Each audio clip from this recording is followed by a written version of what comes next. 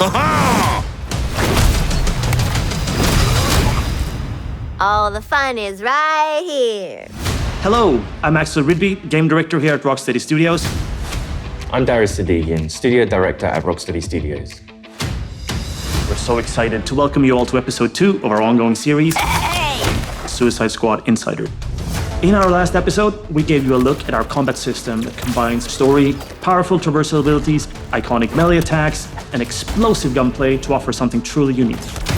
Hello, beautiful! We wanted to challenge ourselves. We wanted to expand and really push ourselves in terms of making something new and fresh. Light him up! When first introduced, the free-flow combat of Batman Arkham Asylum broke new ground and set a standard that is still popular today.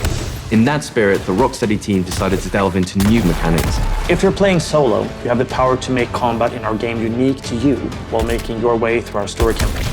If you decide to play co-op with friends, you can each become an expert with your playstyle and customize builds, creating a powerful squad unlike any other. Each person can offer a different benefit to the play experience.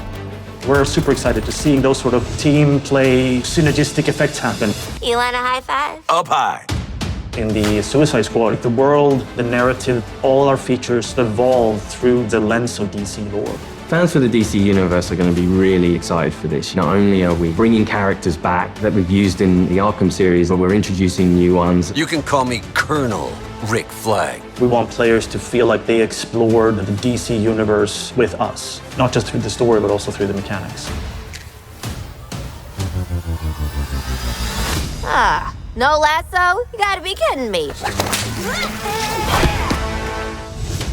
In this episode, we'll meet some of the iconic DC characters who will be helping our anti-heroes to take on their impossible mission. Awesome. Through conversations with our team, our voice cast, and our playtesters, along with extended gameplay, we'll give you a preview of some of the amazing new possibilities we're excited about with Suicide Squad Kill the Justice League. Wait, which superheroes did you say you were again? This is Suicide Squad Insider, Episode 2.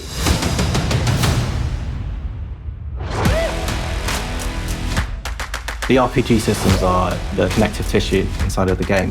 Things like weapon customization, talent customization, things that really let players get into how they want their character to play. Now, let's begin. We built this game with near limitless strategic and personal options. Players craft their own character within a character. Everyone can pick not only their favorite, but really make a character that's their own. There's really high skill ceiling mechanics in this game where as you learn to traverse, as you learn to combine your character's abilities more and more, you become better, your character becomes stronger, and in the story of the game, you're taking on stronger and stronger threats. We have this perspective of always tying back to the narrative and always giving context around the mechanics. With the DC world out there, it just gave us unlimited potential. With the Arkham games, you could modify some elements of Batman himself. But we knew early on, going with an action shooter was an opportunity to go down a new path and try out new mechanics with a new type of game. Someone's been busy. How'd you have time to make all this? In our last episode, we showed the Suicide Squad recruiting the Penguin for Argus. Okay, Waller. We bagged Penguin. He goes back to the Hall of Justice to start helping the squad out. I'm taking authority. Since we last showed you the Justice League's HQ, it's had a makeover from Amanda Waller and her team, and it's now the forward operating base for Argus's fight against Brainiac. So when considering gameplay, we knew we needed an arms dealer. You need a good gun runner. For us, it's been great to bring Penguin back from the Arkham days. We love working with this character. What he gives you is lots of options for upgrading individual weapons, crafting. It feels like you're actually interacting with Penguin when you're crafting these items, and that's really where Penguin as a character comes to life in the game. You get to build them up, creating some really unique combinations, and you can play the game in a way that's unique to you. We have weapons based on different manufacturers. Star Labs, we have Amertech, we have LexCorp, we have DCPD, and they all come with different flavors. Lex is very scientific man, right? The guns are very scientific in nature. They have very specific recoil patterns and spread patterns, almost like they are calculated. Then we have Amatech, which is more improvised weaponry, really fast fire rates, high ammo capacity, but it kicks like a donkey. And once you've unlocked those manufacturers, you can go to Penguin and ask him to sort of craft specific weapons in those manufacturers. Different guns will play with different styles. Maybe you've got a Deadshot focused on critical hits, on headshots. That might mean that you want to favor a legendary gun which works with that playstyle. Nice, nice, nice! Penguin is only one member of what we call the support squad. Toot toot, scumbags! There are various supervillains that the squad have begged, stolen, or borrowed from. For players who just want to play through the story, they'll get the full arsenal to be able to take on the Justice League. But for players who really want to sort of maximize their characters, the support squad missions unlock really cool features. Our designers have put a lot of effort into making sure that when you play the game, you can have a very different experience from someone else. Let's meet the rest of the support squad. Here we can see the scientist Gizmo, who has set up shop in the basement of the Hall of Justice. You're perfect. We know. His primary contribution to the squad is the sort of airdropped vehicles that you can use for combat. You're getting into this flying vehicle with rockets and a turret and sort of blow shit up. And the havoc you can create is outstanding. Each character from the DC universe offers the player a different way of interacting with the game. I've been trying on the name Toyman. More like Annoy Man. Am I right? Toyman is one character that helps you actually figure out ways of defeating the Justice League. He's a tech boy genius who wants nothing more than to help save Metropolis. He can't quite come to terms with the fact that his heroes are now the villains. Changing stuff is my middle name. You can unlock more and more things you can do with Toyman to enhance your gear. If you want to really perfect your gear to really suit how you like to play the game, Toyman's the character to talk to. I'm Hack. Hack is this sort of electronic astral projection. Anything that has electricity, Hack can manifest through. By working with Hack and increasing your talent points over the course of the game, you can unlock a whole myriad of different abilities. For example, with Harley, you can increase her grenade damage. Thank you! Alongside the talent tree, we have what we call the combat combo system. As you're doing these more intricate moves, you build up your combo faster, and the higher that combo is, the more talents you activate. Oh, this tough love! Hack also uses her abilities to literally hack Brainiac's comms, so you get to listen in on what the Justice League is talking about, and you also get to hear their sort of corrupted personalities and how different they are from the heroes you once knew. We have complete control, Brainiac. Now let's talk about one more member of our support squad. Another infamous DC villain that Director Waller once recruited.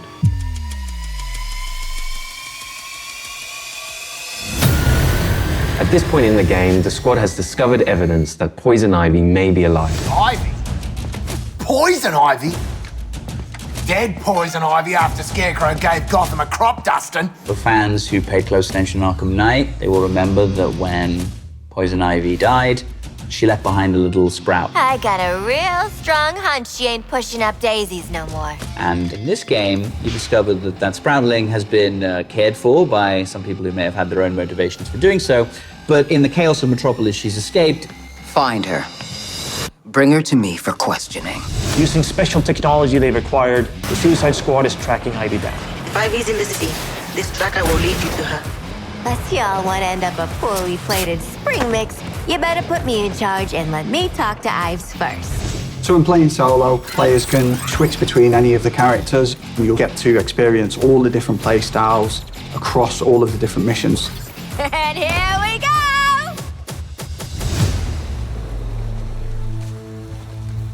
So here she is. Thought she'd be taller. Are you serious right now? Poison Ivy is a redhead. This is a plant. You might be the dumbest. There's my girl.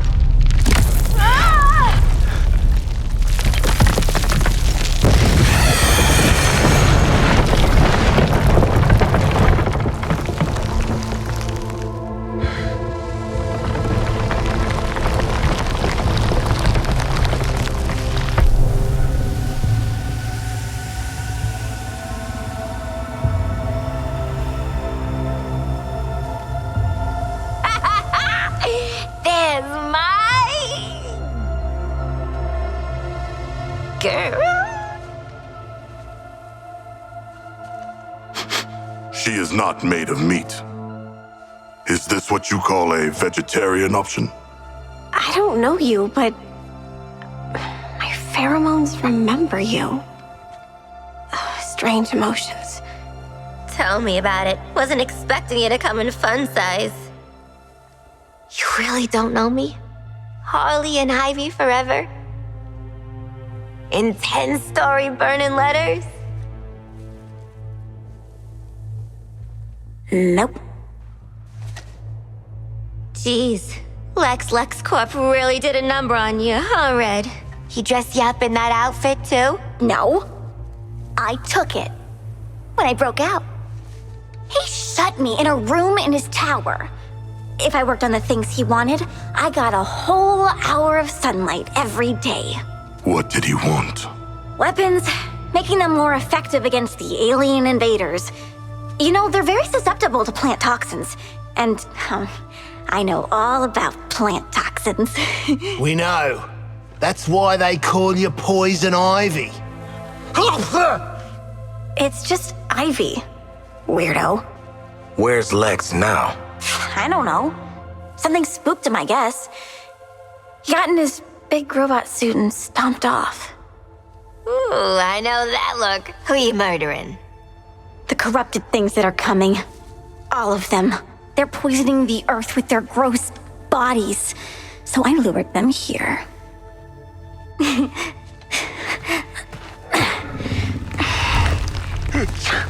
The wrath of nature.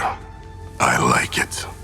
Oh, this is my friend Daphne. We'll make all the aliens choke to death on spores. You make sure Daphne doesn't die, or you're next. Waller, be advised Lex is AWOL in a power suit, and Ivy's an eco-terrorist middle schooler. Dead shot out. How'd we end up hugging a giant plant? I have allergies. Anyone care? Ah! Here's a brief look at the mission that follows your first encounter with Ivy. You'll see a variety of custom builds and loadouts that draw on the power of DC villains. Ivy's plans need protection. Split up your squad to attack from different directions. Our asses won't get kicked just standing here. Now go defend! Combat in this game revolves around 3 core pillars: traversal, gunplay, and melee. Someone like Deadshot can take a vantage point, can provide cover fire.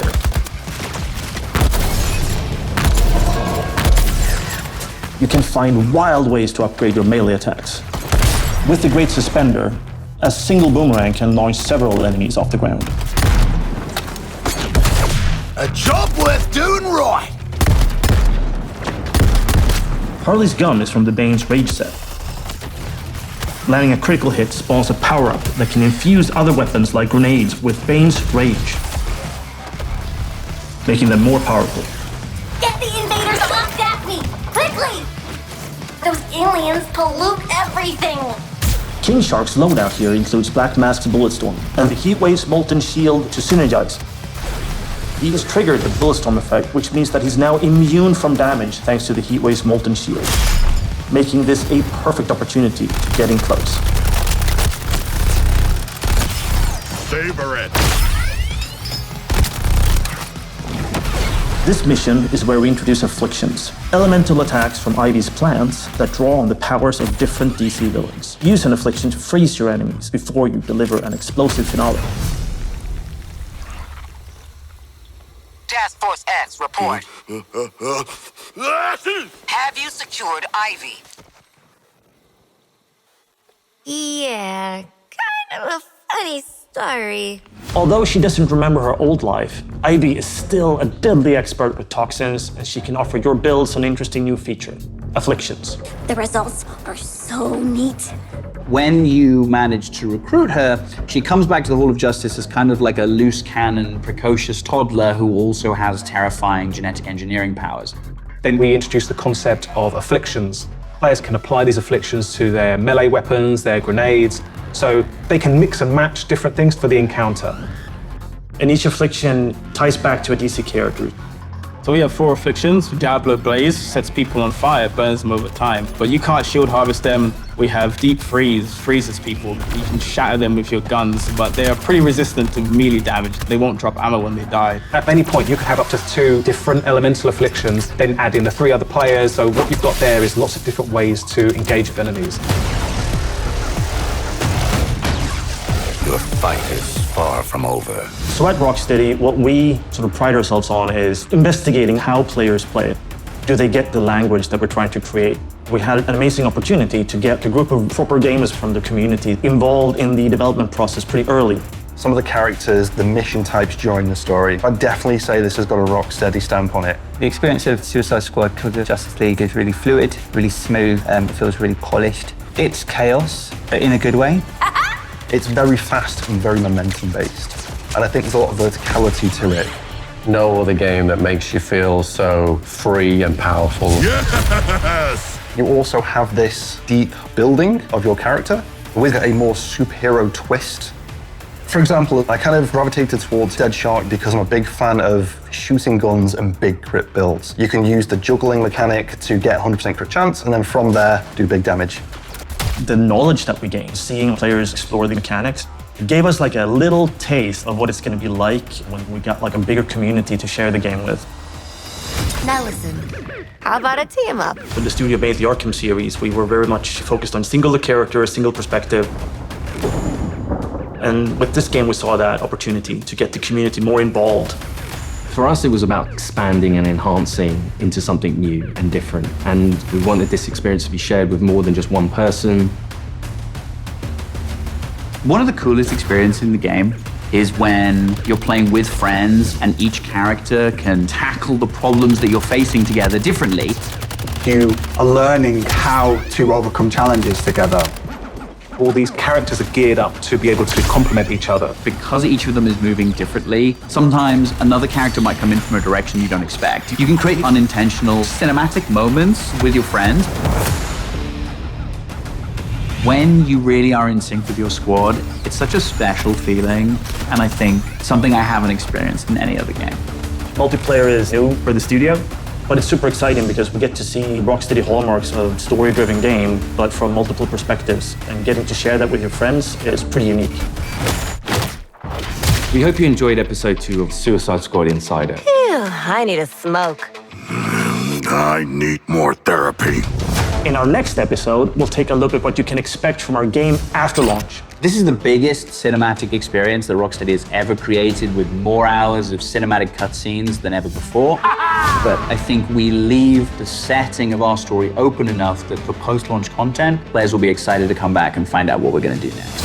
You, want to talk about it? Know what, Quinn? I do. I don't think players are ready for the new playable characters they're going to get, or even the places they're going to get to take them. This game is much bigger than the world of the Suicide Squad. Rocksteady will continue to build on the story. We're delivering you a full game, but for those that want to go further, we're going to have lots of new updates that are free to our players, and we really want to engage with our community to give them new experiences regularly. At the end of the game, everyone goes, wow, this was a hell of a ride. Let's play again.